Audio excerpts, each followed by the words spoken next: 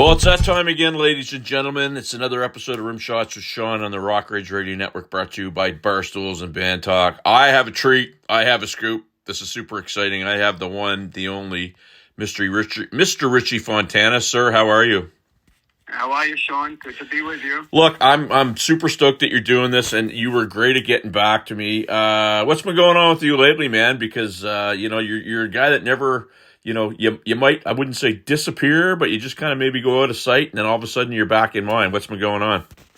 Well, I'm pretty much retired from performing, but what's been happening lately is, believe it or not, I've been licensing music that I wrote like 40 years ago. All of a sudden, I started getting requests for licenses for a lot of film and TV for a song one specific song called Walk the Night, by the Scat Brothers, S-K-A-T-T, a band I was in after Piper.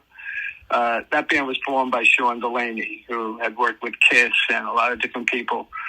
That was kind of an all-star band in a way. We had people in the band previously from Looking Glass and the band Stars and Nick Gilder and all kinds of people like that. And but lately, I've been licensing music like that. The most famous one was there was a hit movie recently, a couple of years ago, horror film called Megan. The little girl robot who was like... Yes. Like, we're killing people. Yes. And so that started it off. And I was licensing that song to a lot of different TV shows and Netflix and all kinds of things like that. And other than that, I still write music. I write instrumentals that are geared for like TV, film, commercial, video games, whatever. I just write them and I just pitch them out there, just see if anything lands. But that's what I've been doing these days. Well, and I'm glad you brought that up, because I talked to a number of people about that. Some people want to get into it. Some people don't know how to get into it. Some people scratch their heads because they can't get past just being a drummer or just being a bass player or just being a singer. That's a very lucrative part of the business, correct? What's that? That could be a very lucrative part of the business, right? Film, TV, sync licensing, video games. Oh, yeah. Yeah, it's very nice like that. I mean, they just pay you up front, and sometimes you get a piece of the action if it's for a product. Like this year, that same character I mentioned in that horror film, Megan, they're coming out with a toy that has my song in it. And that was another different kind of license, So, yeah, it is lucrative. It can be very well. Do you have a lot of hits, like somebody who's really big time, like an Elton John or someone like that? My goodness, the money must be insane. Yeah. Well, and I mean, to be, and you hear about it, and I've talked to a couple of people about it, but I mean, it sounds to me like you've made a career of it now. Well, relatively okay. Yeah. So, You mentioned Kiss. If you were in my studio where I'm sitting right now, you'd be laughing because I've got Kiss all around me. I'm a huge fan. But before you had your affiliation with that, you mentioned a couple of bands that you played with. So you're born and bred New Yorker, correct? Oh, yeah. So when you were coming up, what was the scene like? Because I talked to a lot of people. They talk about New York and LA and the differences between the two. But what was the scene like when you were coming up? Well, I was coming up, we used to hang out at Max's Kansas City, which was like the downtown crowd where like the Ramones and Blondie came from and all that, the punk scene. But we were more like up Madison Avenue, when Piper got started. Before Piper, I was in a band we called Wormwood Scrubs. And the bass player in that band, Danny McGarry, had known Billy Squier prior to Piper. So when Billy got a development deal, a small development deal from Bearsville Records, which was Albert Grossman's company, he called Danny. He needed a rhythm section. So we all met together up in Woodstock, New York. And we cut these first demos of Billy's. And long story short, that led to Billy meeting up with Bill Aucoin, who was the manager for Kiss. And we got the other two guys in the band, and we signed with A&M Records, and on we went, So, but before that, I mean, we were just hanging out a lot, jamming with people and stuff like that. But that was went down before Piper. So, and I mean, Piper was, I've read lots about that band. I've heard a lot of material that you guys did, little bit before my time, but then I was, being the Kiss fan and whatnot, went back and found the legacy. And, Bill O'Coin took you guys on, for management, correct? That's correct, yeah. Those stories that you hear about the whole Piper versus Van Halen and whatnot, are they actually legitimate stories, or are they a little kind of fabricated just for the sensationalism of, to get the ire of, the music fan? There's like zero truth to that stuff. There you go. I did hear one thing. I read one thing one time in that Goldmine magazine. It was an interview with Eddie Van Halen, because Gene Simmons had pretty much discovered them. And I don't know, he was helping them cut demos. He brought them to New York to cut some demos or something. And Eddie said in this interview that Gene Simmons said to him that O'Coin can't sign you right now because we just signed a band called Piper. So that's the only thin thread connection of those two bands that I've ever heard before. But other than that, nothing, no. But I mean, Piper was a great, like, you guys opened for Kiss a number of times, correct? Yeah, we did about 8 cities with them on their Love Gun tour. We started at Madison Square Garden. We did 2 nights open for them. And we were getting a lot of airplay back then, especially in New York at the top radio station, WNEW-FM at the time. Right. So we, as an opening act, we got an encore that one of those nights at Madison Square Garden, which was a thrill for us. And we went on to about 7 more cities with them. Before that, we toured with the Babies, with Angel. We did a lot of one-off gigs. We're opening for like ELO at Boston Garden, all kinds of different things like that. You mentioned a couple cool things, because you know how social media works now. Like today, Angel and the Babies came up in my feed. It's almost like predicting the future. But you guys were kind of in that kind of bubble where there was some amazing music that should have probably, without a doubt, got a lot more play that for whatever reason didn't. Good singers, good songs, good playing. Like, do you think there was just too many bands, and what might have been the cause of that? Because I mean, you guys should have been huge, in my opinion. Yeah, I don't know why. I mean, it was just a matter of some politics, I guess.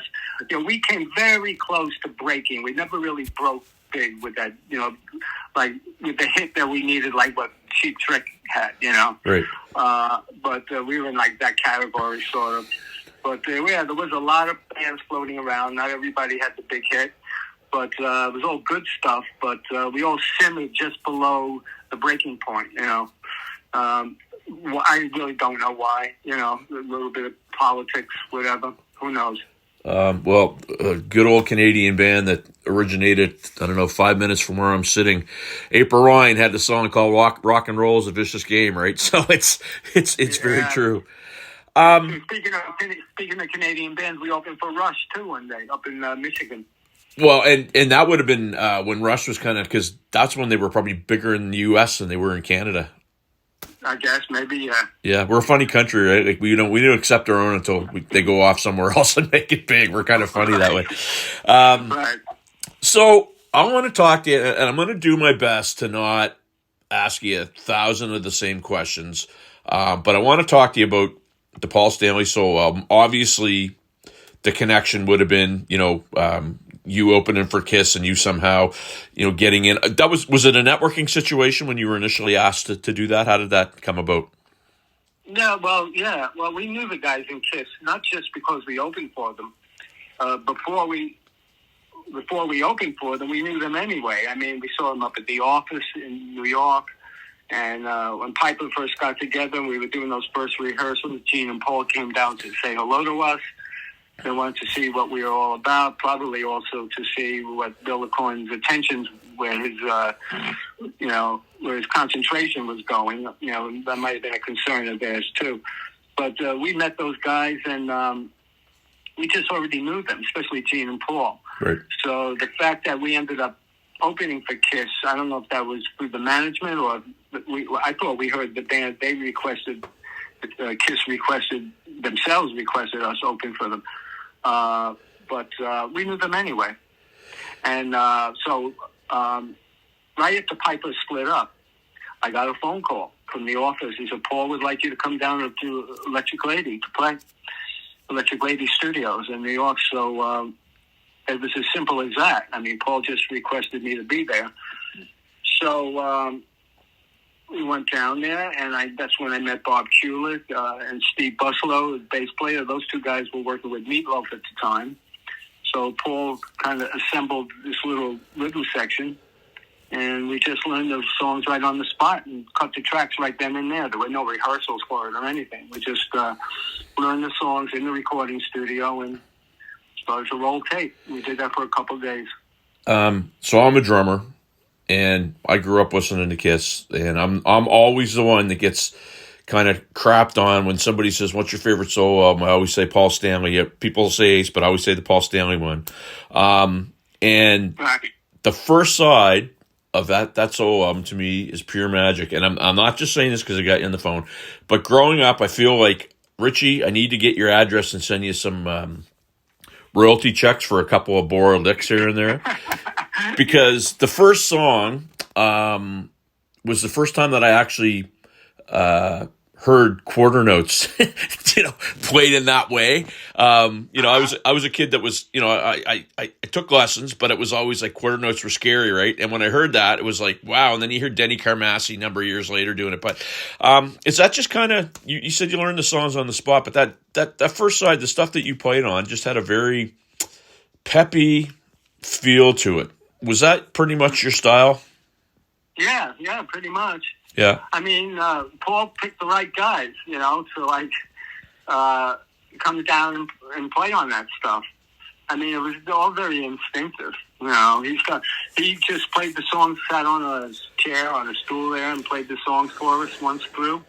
And we just instinctively went for it, and we honed it in, tweaked it here, tweaked it there, but that's what came to me, and it wasn't changed from the get-go. That's what I played. So it just felt right. When I record stuff, and I've recorded it with bands, somebody will say, "Hey, what did you do?" And sometimes, what it's like. You record so much, and you don't actually. You can say you remember it, but you don't actually remember exact things. But do you remember that whole time when it was going on? I wouldn't say, "Hey, Richie, do you remember every second?" But do you remember the vibe, and do you remember how the whole thing kind of happened and what was taking place? Yeah, I do remember that. The vibe was great. I mean, our antennas were on 10, because we're with Paul Stanley, and there wasn't a wasted note or a wasted minute. It was a good atmosphere, and we were all just biting at the bit, really, waiting to, learn these songs and know what we were going to play together. None of us had ever played together before. So, and it was like, we knew that we were all there for the same reason, so we were really good about ourselves, just going for it. Yeah. But the atmosphere was great, and it was friendly. It was all good. Yeah, and I mean, for me, his album was the most Kiss-like sound. I mean, people can argue about Ace, and I just, to me, that whole thing was just, magic, right? The second side's good too, but the first side for me, I will listen to that over and over and over and over and over and over again. So, did you? That first track, "Tonight You Belong to Me," is a killer opening track. Oh my God! Yeah. Absolutely. I hear that song. The hair still stands up on my arms when I hear that song. That's great, yeah. You're right, and it's just the vibe. It's just got a thing. But even, and I'll tell you this, man. I don't know if you saw the thing that they had on. He was doing the solo thing, and he had the band from, I think it was like The Voice or something like that, and they did that song, and it just didn't. It sounded great. It just didn't have the same vibe. Well, everybody, gets married to the original, because that's what's in their head, and they want it to be that way. It's never going to be exactly like that, but. He toured. Like, I don't know when it was, in the 90s or something. Yeah. Or maybe even earlier in the 80s, I guess. I don't know. He played a lot of those songs live with a touring band. Yeah. I was reading a book a while back. I actually interviewed the author. It was a book about Eric Carr. And there's a piece in there that she said was a little bit of a, disputed fact, and she never really, even when I interviewed her, she couldn't say for certain. But is there any truth to the possible rumor that you were possibly in the running to get that seat when it came up? It's a half truth. And Okay. I'll tell you what happened there. I was living in L.A. By this time, I was in that group Scat Brothers, who did the song I was talking about, Walk the Night. We were signed to Casablanca Records. So we were rehearsing out there at the Casablanca Soundstage. And I was living up in the Hollywood Hills. And Bill LaCoin had a West Coast office. And so I'm up at the house one day before I went to rehearsal. And his secretary, West Coast secretary, calls me up and she says, Richie, could you come down to the office, but please come alone, which I thought was a little odd. I said, okay. And I went down there and she said, look, I just want to tell you that Bill is with Gene and Paul and they're talking about you. And I just sat there like, with a deer in the headlights. I said, okay. I mean, I said, I thought it was odd in one way because they had yet to be unmasked, and meanwhile I had already been in Piper and my image was plastered all over the place, in those days. In Japan, Piper had a lot of, action over there. And, so I said, look, I don't understand it, because I'm not unknown, but they needed an unknown. I found out later. But so I went to rehearsal that day, really like a deer in the headlights. It's like I'm on my way to rehearsal with Scat Brothers, and I'm going, am I going to be in Kiss? Like, what is going on, And it turned out really pretty much that I know they liked me, and my name got tossed around. And I think Bill wanted his secretary to tell me to, blow my mind. And because I shouldn't have been told, really. Because like I said, they needed an unknown. So they found Eric, and that was great. Yeah, there was because she referenced you. She mentioned Anton Fig. She mentioned a session guy whose name escapes me, Bobby Rondelli, and then Eric. And they said she basically said there wasn't this huge cattle call like you would think would be for that. They were trying to get it done quickly, and they wanted an unknown, and there wasn't a lot of unknowns, and so that's how it happened. So thank you for clearing that up. No problem. I think we have a scoop there, my friend. Yeah. You're a multi-instrumentalist. Like you sent me some pictures of you playing with some of your drum kits, and you've had some massive drum kits, but you play guitar, you sing, you play piano. Yeah. How'd that come about? Like, did you start off on another instrument and move the drums, or how did that all come out? Yeah, when I was a kid, when I was a teenager, my first instrument was guitar.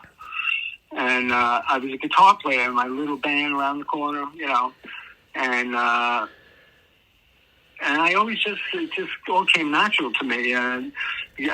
Playing drums came natural to me. I mean, drumming, I'm self-taught, I'm homegrown as far as drums go. But, with all of it. But it just came naturally to me. I started with guitar, so I knew how to play melodic instruments, bass lines and keyboard parts and things like that. So I've always done it all. A lot of the songs on the CD that I issued, self-issued in the early 2000s, I'm doing all the instruments on it. And it's just a lot of fun. Absolutely. And I mean, I envy guys like you, and I also dislike guys like you for being able to do that. I'm a drummer and I play a little bit of guitar, but that's about it. So I mean, good on you for being able to be your own band. I guess in a sense, it's fantastic. You taking advantage of technology these days? Like some people, I hear people my age say, "Oh, I'm old school. I don't like this. I don't like that." Are you taking advantage of technology when you're putting this together? Not really. That hurts my brain. It really, it really does. I mean, I have some minimal amount of gear that I managed to get these little demos done, but they're only make it to the demo level. It's right. Like a lot of guys have. I know they have Pro Tools at home, and it's like, go to your bedroom and make a record, but I don't do that. I really prefer to be engineered, like get my parts together and go to a studio, like old school, Right. But, I don't take advantage of much of that. So I guess in the run of a day now, I mean, what's what's Richie Fontana's everyday life look like? Things are. I'm assuming things are going great. You're happy with the way things are. Health wise, you're good. Everything's peachy keen. Well, relatively good. I mean, believe it or not, I've had MS, multiple sclerosis, for a long time now. Right. But, it sounds, people hear that and they go, horror story, but I'm one of the lucky ones, thankfully, still on my feet, Yeah. But relatively, I am healthy. I'm good, so, I don't know, I'm just, life is relaxed now. I mean, I'm pretty much, retired from, like I said earlier, from playing. But I write music here at home, and like I said, I demo it, and I get off doing that. I got to ask a question because a guy like you, the history you have in the music business. Any thoughts in writing a book that encompasses everything that you've done from Piper to to Kiss to your own stuff? Any thoughts about that? I've thought about it, and only because other people have suggested it. Right. But I just don't know if everything I've done is that much significant. But, I mean, I feel like my book is Facebook. That's my, all the photos and little bits of anecdotes, But I thought about it. It sounds like a lot to do. Yeah. It would be kind of fun for me personally to just map it all out. I mean, starting with my teenage life, the crazy teenage life I've had living in New York City, we're a wild bunch in a lot of ways growing up around here.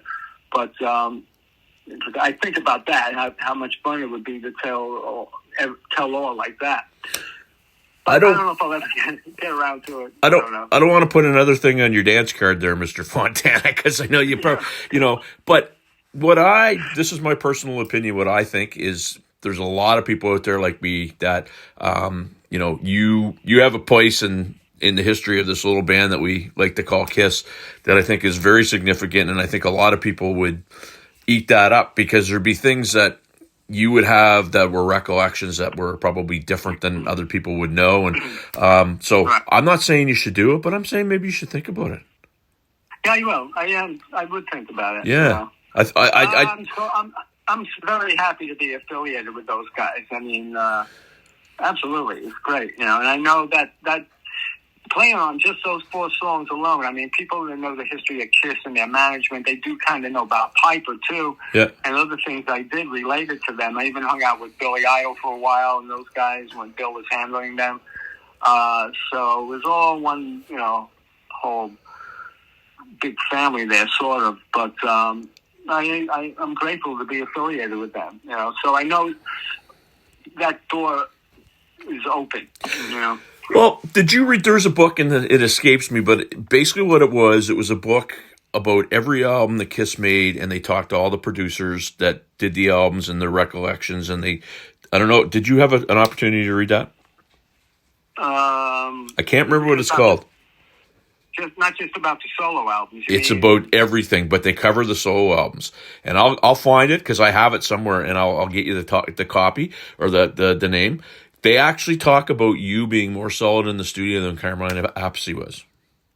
Oh my God! Yeah, I'd like to read that. Wow. The producer basically said that you just went in and you were workmanlike and you nailed your parts, and they said Carmine had a little bit of an issue with timing, in particular on the outro. And I mean, you're going to sit there and wail away. It's going to happen, right? But anyway, if you did, I'll find that so you can read it because it was very cool. Wow, that sounds interesting. Yeah, nice compliment. It's strange to hear that. I mean, growing up, the age difference between myself and Carmine, in a way, he's one of my idols from when I was a teenager. Like the slightest difference in age.